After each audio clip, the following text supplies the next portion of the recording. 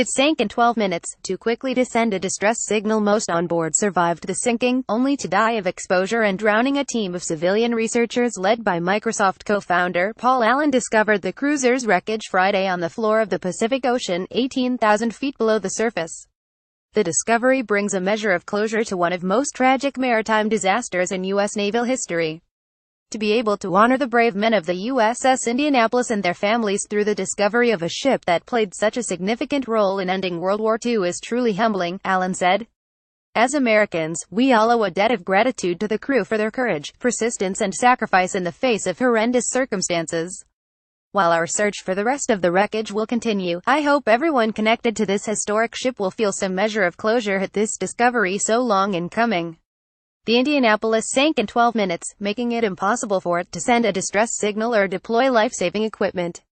Before the attack, on July 30, 1945, it had just completed a secret mission delivering components of the atomic bomb used in Hiroshima that brought an end to the war in the Pacific, according to the Naval History and Heritage Command in Washington.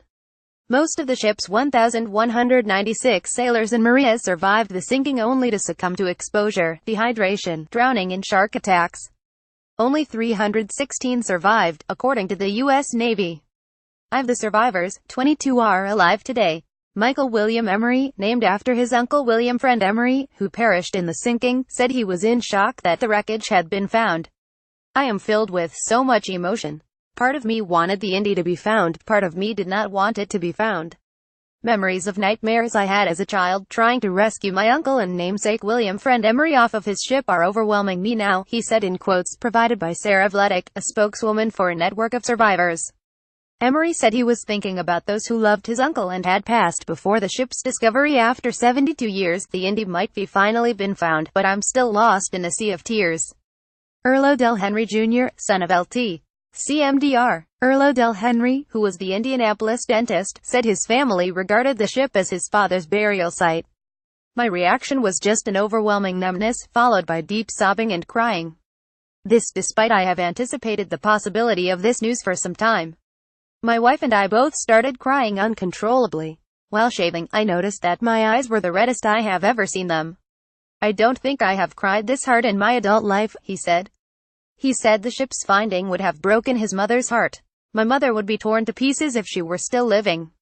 She did not want them to ever find the ship, partially because she thought the ship would be disturbed, which I do not think will happen. But I am glad she does not have to cry today," he said. Barb and Dave Stamm, relatives of sinking survivor Florian Stamm, said they were happy to hear of the discovery. "The spirit of the Indy is awake and will be memorialized forever. Those lost at sea have been found," they said. "Even in the worst defeats and disasters there is valor and sacrifice that deserves to never be forgotten." Sam Cox, director of the Naval History and Heritage Command, said, "They can serve as inspiration to current and future sailors enduring situations of mortal peril. There are also lessons learned, and in the case of the Indianapolis, lessons relearned that need to be preserved and passed on, so the same mistakes can be prevented, and lives saved. Others have tried to locate the Indianapolis before. The wreck was located by the expedition crew of Allen's research vessel Petrel, a 250-foot vessel equipped with state-of-the-art equipment capable of diving to 6,000 meters, or 312 miles. The 13-person team will continue to survey the site and tour of the wreckage in compliance with relevant U.S. law for searching war graves.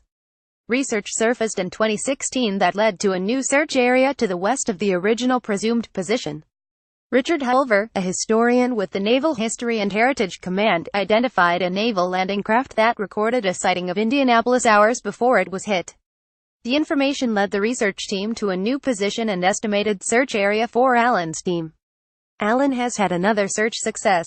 In 2015, after an 8-year hunt, his team of researchers found the Japanese battleship Musashi in the Philippines Sibuyan Sea.